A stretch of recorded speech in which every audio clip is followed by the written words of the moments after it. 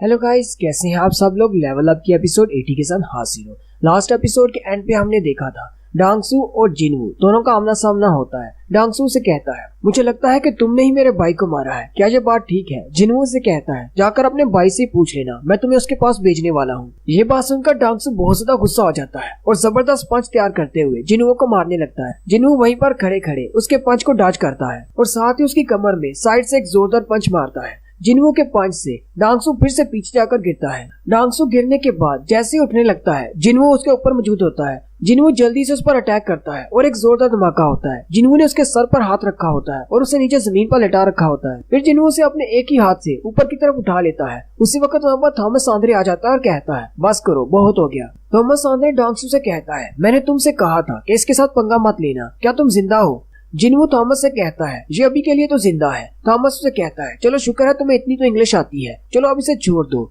अगर तुम इसे अभी छोड़ देते हो तो मैं ये सब कुछ भूल जाऊंगा और सब कुछ नॉर्मल हो जाएगा। जिनवू थॉमस आंद्रे से कहता है, और अगर मैं इसे नहीं छोड़ता तो। थॉमस जिनवू से कहता है, तो मुझे अपनी पावर इस्तेमाल करना होगी तुम्हें रोकने के लिए। जिनवू साथ ही डांगसू को उठाकर पीछे की तरफ फेंक देता है और कहता है, चलो फिर देखते हैं तुम्हारी पावर को। जबकि डांगसू जो के पीछे जाकर गिरता है, वो सोच रहा होता है, ये सब कुछ तो बिल्कुल मेरे प्लान के मुताबिक हो रहा है। मुझे पता था कि थॉमस आंद्रे जरूर मुझे बचाने के लिए आएगा और इन दोनों में फाइट होगी। थॉमस आंद्रे, इसको मेरे लिए मार डालो। जिनवू थॉमस के सामने जाकर खड़ा हो जाता है। थॉमस उसे कहता है, मुझे लगता है शायद तुम मुझे पहचान नहीं रहे कि मैं कौन हूँ। जिनवू थॉमस से कहता है, इस बात से कोई फर्क नहीं पड़ता कि तुम कौन हो। थॉमस सोच रहा होता है, इसे पता है कि मैं कौन हूँ, फिर भी ये सब कुछ करने को तैयार है। या तो ये बहुत ज्यादा पावरफुल है या फिर ये बेवकूफ है। और यहीं पर थॉमस आंद्रे की स्टोरी बताई जाती है कि थॉमस आंद्रे एक बहुत ही गरीब फैमिली से था, जहाँ पर इसे बहुत ज्यादा अपोनेंट्स का सामना था। थॉमस के पास अपना कुछ भी नहीं था। फिर एक दिन अचानक वो एक हंटर बन गया और उसके पास पावर्स आ गई। और थॉमस को जो स्पेशल एबिलिटी मिली वो इसकी स्ट्रेंथ थी। थॉमस के पास ऐसी स्ट्रेंथ थी जिससे वो एस रैंक के हंटर्स को भी दबाकर रख सकता था। थॉमस ने अपनी जिंदगी में न सिर्फ डंजन में मॉन्स्टर्स को मारा है, बल्कि बहुत सारे इंसानों के साथ भी फाइट की और उसे अपनी स्ट्रेंथ का पता चला कि वो कितना ज्यादा स्ट्रॉन्ग है। नेशन लेवल का हंटर बनने के बाद थॉमस के पास सब कुछ आ गया। सबसे पहले उसके पास स्ट्रेंथ थी, फिर फोर्स, फिर अथॉरिटी और पैसा। थॉमस ने अब तक अपनी जिंदगी बिल्कुल एक किंग की तरह गुजारी है जब से उसे ये स्पेशल पावर मिली है। और थॉमस को कभी भी किसी से ना सुनने की आदत नहीं रही। जो भी थॉमस को अपने आप से कम समझते हैं, जो अपने आप को समझते हैं कि वो उससे ज्यादा पावरफुल है, थॉमस उनको कभी नहीं बख्शता। उसने अपने सालों के एक्सपीरियंस से यही सीखा है कि अगर कोई उसके सामने नहीं झुकता तो उसे झुका दो, वो भी अपनी पावर से। साथ ही थॉमस अपना पंच बना लेता है और जिनवू से कहता है, अब मरने के बाद मुझे मत ब्लेम करना। उसी वक्त बाहर का सीन दिखाते हैं। उसी फैक्ट्री के बाहर हंटर एसोसिएशन की टीम भी आ जाती है, जबकि स्कैवेंजर गिल्ड के सारे हंटर्स भी बाहर मौजूद होते हैं। और वो सारे जैसे ही अंदर जाने लगते हैं, सामने फैक्ट्री की दीवार टूटती है और एक जोरदार ब्लास्ट होता है और कोई चीज उनके पास आकर गिरती है। ये देखकर वो सारे बहुत ज्यादा घबरा जाते हैं, लेकिन जैसे ही धुआं हटता है वो थॉमस होता है। वो सारे हंटर्स थॉमस से कहते हैं, क्या तुम ठीक हो। थॉमस उनसे कहता है, यहीं पर रुको। जिनवू भी इस फैक्ट्री से बाहर निकल आता है और इग्रिस से कहता है, काइजल के साथ जाओ और जिनवू को किसी करीबी हॉस्पिटल लेकर जाओ, चाहे कुछ भी हो जाए, इसकी जान जरूर बचनी चाहिए।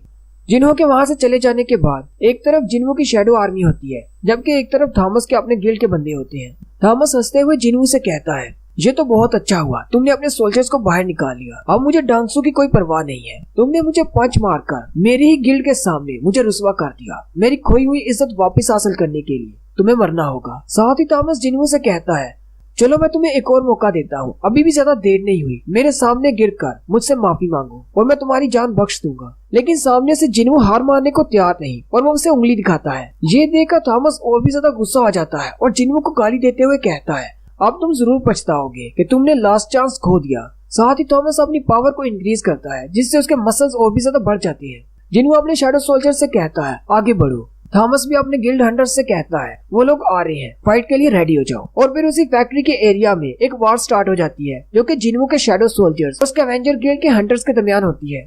थॉमस भागता हुआ आगे की तरफ जाता है और रास्ते में जितने भी शैडोज आते हैं उन सबको डिस्ट्रॉय कर देता है। फिर उसके रास्ते में टस्क खड़ा होता है। टस्क अपनी मैजिकल पावर को इस्तेमाल करते हुए एक शील्ड बना लेता है, लेकिन थॉमस फुल स्पीड के साथ उसकी शील्ड के साथ जाकर टकराता है और साथ ही टस्क को भी डिस्ट्रॉय कर देता है। थॉमस जिनवू से कहता है, तुम्हारे ये शैडो सोल्जर्स मेरे सामने बिल्कुल बेकार हैं। लेकिन जैसे ही थॉमस अपने साथियों की तरफ देखता है तो उसके हंटर्स शैडो सोल्जर्स के सामने नहीं टिक पा रहे होते।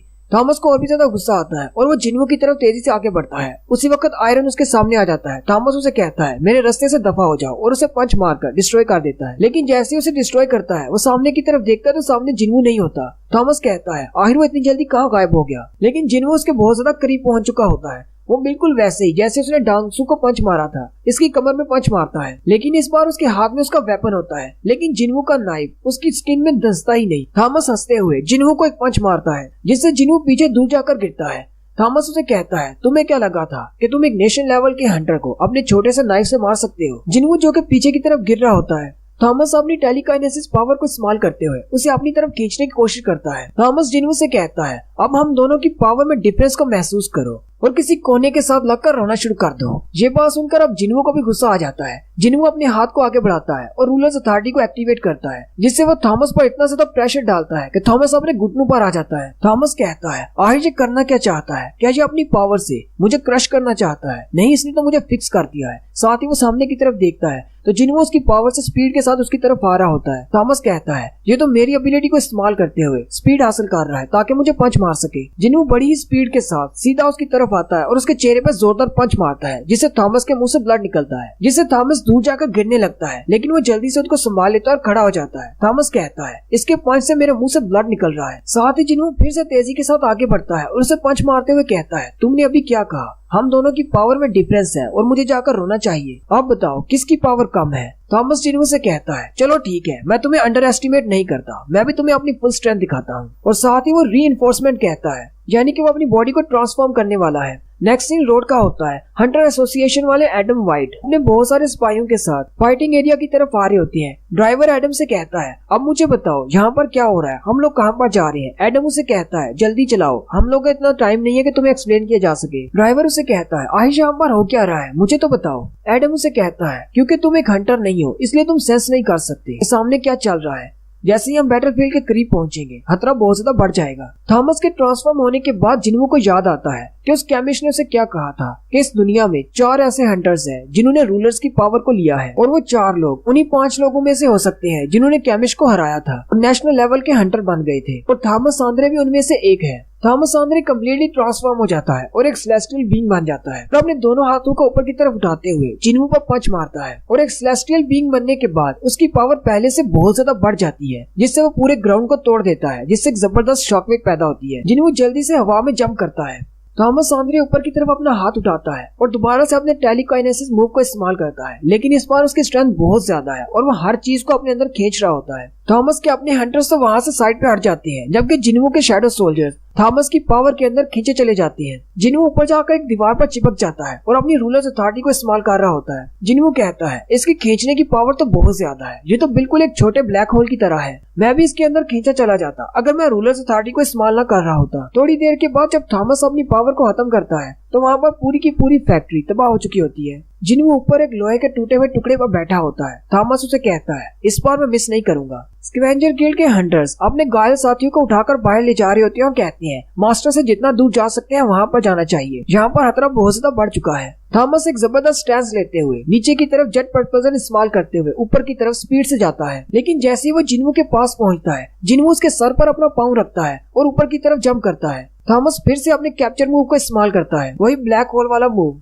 जिन्वू को क्योंकि पता होता है कि उसकी एबिलिटी से वो उसकी तरफ खींचा जाएगा, जिन्वू अपनी रूलर्स अथॉरिटी को एक्टिवेट करता है और उसे अपनी तरफ खींचता है जिससे उसकी स्पीड डबल हो जाती है और वो फिर से उसे पंच मारने के लिए आगे की तरफ बढ़ता है। थॉमस कहता है अगर तुम मुझे पंच मारने के लिए आने वाले हो तो फिर आ जाओ और वो दोनों हवा में अपने पंचेस को टकराते हैं, लेकिन जिन्वू की पावर ज्यादा होने की वजह से थॉमस का बाजू टूट जाता है। ये देखकर थॉमस भी हैरान हो जाता है। जिन्वू थोड़ा सा और जोर लगाता है, थॉमस नीचे जाकर गिरता है और नीचे गिरते ही अपने बाजू को पकड़कर चिल्लाना शुरू कर देता है, लेकिन उसी वक्त जिन्वू फिर से नीचे की तरफ उसे मारने के लिए जाता है। थॉमस जल्दी से उठता है और जिन्वू को अपनी किक मारता है, लेकिन जिन्वू उसे डॉज कर लेता है और जल्दी से उसके चेहरे के करीब चला जाता है और उसके चेहरे पर अपना घुटना मारता है। थोड़ी ही देर में हंटर एसोसिएशन वाले भी वहाँ पर आ जाते हैं। ड्राइवर एडम से कहता है आहिश यहाँ पर हुआ क्या, यहाँ पर ऐसे कौन से मॉन्स्टर्स फाइट कर रहे हैं जिससे इस फैक्ट्री की ये हालत हो गई है। उसी वक्त सामने उन्हें जोरदार धमाके की आवाज आती है। एडम कहते हैं सामने क्या था, मुझे ऐसा लगा जैसे मैंने अभी अभी थॉमस को देखा। ड्राइवर उसे कहता है हाँ वो थॉमस सांद्रे ही था। ड्राइवर एडम से कहता है अब हम लोग क्या करें। एडम उसे कहता है यहाँ पर खड़े खड़े देख क्या रहे हो, जाकर फाइट को स्टॉप करो। ड्राइवर उसे कहता है